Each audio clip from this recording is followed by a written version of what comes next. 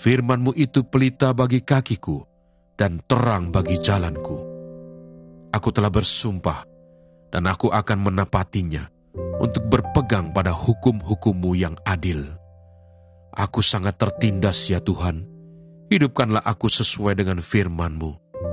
Kiranya persembahan sukarela yang berupa puji-pujian berkenan kepadamu ya Tuhan, dan ajarkanlah hukum-hukum-Mu kepadaku. Aku selalu mempertaruhkan nyawaku, namun Taurat-Mu tidak kulupakan. Orang-orang fasik telah memasang jerat terhadap aku, tetapi aku tidak sesat dari titah-titah-Mu. Peringatan-peringatan-Mu adalah milik pusakaku untuk selama-lamanya. Sebab semuanya itu kegirangan hatiku. Telah kucondongkan hatiku untuk melakukan ketetapan-ketetapan-Mu untuk selama-lamanya sampai saat terakhir. Surat Paulus kepada Titus. Titus pasal 1. Salam dari Paulus hamba Allah dan Rasul Yesus Kristus untuk memelihara iman orang-orang pilihan Allah dan pengetahuan akan kebenaran, seperti yang nampak dalam ibadah kita, dan berdasarkan pengharapan akan hidup yang kekal yang sebelum permulaan zaman sudah dijanjikan oleh Allah yang tidak berdusta, dan yang pada waktu yang dikehendakinya telah menyatakan firman-Nya dalam pemberitaan Injil yang telah dipercayakan kepadaku, sesuai dengan perintah Allah, Juru Selamat kita.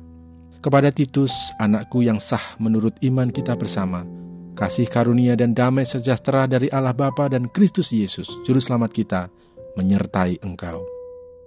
Tugas Titus di Kreta, syarat-syarat bagi penatua, penilik jemaat. Aku telah meninggalkan engkau di Kreta dengan maksud ini, supaya engkau mengatur apa yang masih perlu diatur, dan supaya engkau menetapkan penatua-penatua di setiap kota, seperti yang telah kupesankan kepadamu, yakni orang-orang yang tak bercacat, yang mempunyai hanya satu istri, yang anak-anaknya hidup beriman dan tidak dapat dituduh karena hidup tidak senonoh atau hidup tidak tertib. Sebab sebagai pengatur rumah Allah, seorang penilik jemaat harus tidak bercacat, tidak angkuh, bukan pemberang, bukan peminum, bukan pemarah, tidak serakah, melainkan suka memberi tumpangan, suka akan yang baik, bijaksana, adil, saleh, dapat menguasai diri, dan berpegang kepada perkataan yang benar, yang sesuai dengan ajaran yang sehat, supaya ia sanggup menasihati orang berdasarkan ajaran itu, dan sanggup meyakinkan penentang-penentangnya. Karena sudah banyak orang hidup tidak tertib, terutama di antara mereka yang berpegang pada hukum sunat. Dengan omongan yang sia-sia mereka menyesatkan pikiran. Orang-orang semacam itu harus ditutup mulutnya, karena mereka mengacau banyak keluarga dengan mengajarkan yang tidak-tidak untuk mendapat untung yang memalukan.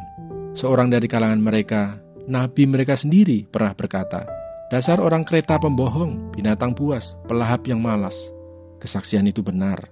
Karena itu tegurlah mereka dengan tegas supaya mereka menjadi sehat dalam iman, dan tidak lagi mengindahkan dongeng-dongeng Yahudi dan hukum-hukum manusia yang berpaling dari kebenaran. Bagi orang suci semuanya suci, tetapi bagi orang najis dan bagi orang tidak beriman, suatu pun tidak ada yang suci, karena baik akal maupun suara hati mereka najis. Mereka mengaku mengenal Allah, tetapi dengan perbuatan mereka, mereka menyangkal Dia. Mereka keji dan durhaka, dan tidak sanggup berbuat sesuatu yang baik. Yeremia pasal 52. Zedekia Raja Yehuda, runtuhnya kerajaan Yehuda. Zedekia berumur 21 tahun pada waktu ia menjadi raja, dan 11 tahun lamanya ia memerintah di Yerusalem. Nama ibunya ialah Hamutal binti Yeremia dari Libnah. Ia melakukan apa yang jahat di mata Tuhan, tepat seperti yang telah dilakukan Yoyakim. Sebab oleh karena murka Tuhanlah, hal itu terjadi terhadap Yerusalem dan Yehuda, yakni bahwa ia sampai membuang mereka dari hadapannya. Zedekia memberontak terhadap Raja Babel.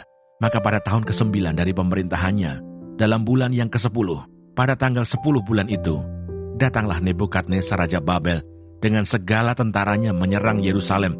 Berkemahlah mereka mengebungnya, dan didirikan merekalah tembok pengebungan sekelilingnya. Demikianlah kota itu terkepung sampai tahun yang ke-11 pemerintahan Raja Zedekia.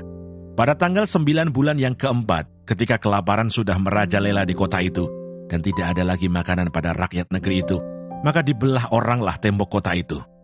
Melihat hal itu, maka melarikan dirilah raja dengan semua tentara meninggalkan kota itu pada waktu malam melalui pintu gerbang antara kedua tembok yang ada di dekat taman raja. Sekalipun orang Kasdim mengepung kota itu sekeliling, mereka lari menuju ke Araba Yordan.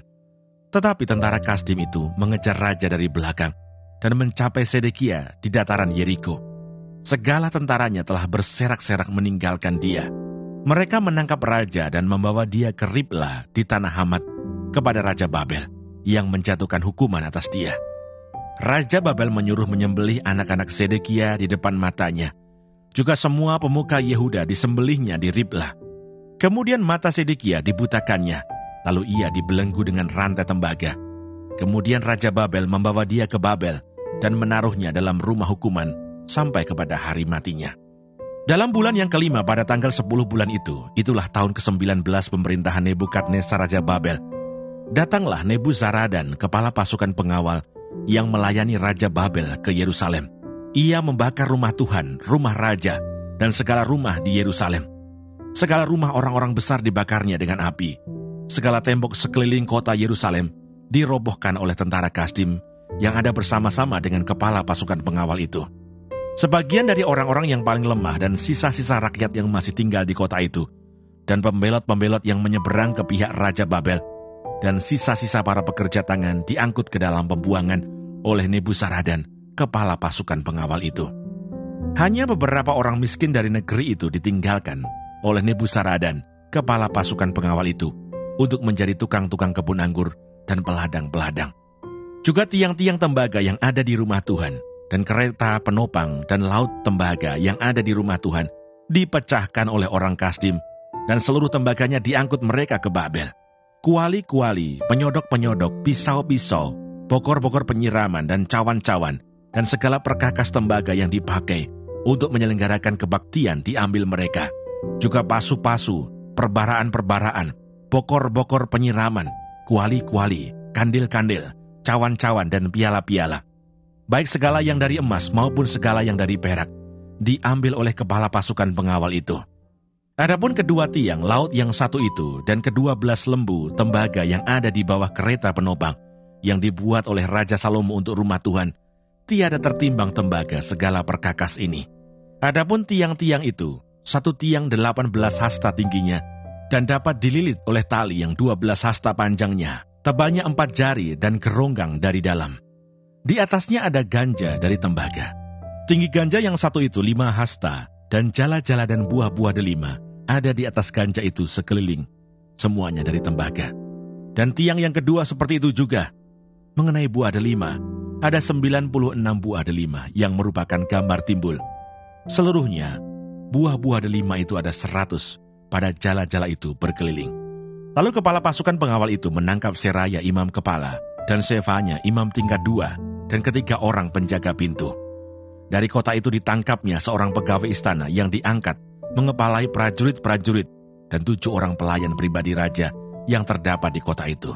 Dan panitera panglima tentara yang mengerahkan rakyat negeri menjadi tentara, dan 60 orang dari rakyat negeri yang terdapat di tengah-tengah kota itu. Nebuzaradan, kepala pasukan pengawal, menangkap mereka dan membawa mereka kepada Raja Babel di Ribla. Lalu Raja Babel menyuruh membunuh mereka di Ribla di tanah Hamat. Demikianlah orang Yehuda diangkut ke dalam pembuangan dari tanahnya. Inilah jumlah rakyat yang diangkut ke dalam pembuangan oleh Nebuzaradan dalam tahun ke-7, 3.023 orang Yehuda. Dalam tahun ke-18 zaman Nebukadnezar, 832 jiwa dari Yerusalem. Dalam tahun ke-23 zaman Nebukadnezar, diangkut ke dalam pembuangan oleh Nebuzaradan, kepala pasukan pengawal, 745 jiwa orang Yehuda. Seluruhnya berjumlah 4.600 jiwa. Yoyakin dikasihani. Kemudian dalam tahun ke-37 sesudah Yoyakin Raja Yehuda dibuang, dalam bulan yang ke-12, pada tanggal 25 bulan itu, maka Ewil Merodak Raja Babel dalam tahun ia menjadi raja, menunjukkan belas kasihannya kepada Yoyakin Raja Yehuda dengan melepaskannya dari penjara. Ewil Merodak berbicara baik-baik dengan dia dan memberikan kedudukan kepadanya lebih tinggi daripada kedudukan raja-raja yang bersama-sama dengan dia di Babel. Yoyakin boleh mengganti pakaian penjaranya dan boleh selalu makan roti di hadapan raja selama hidupnya.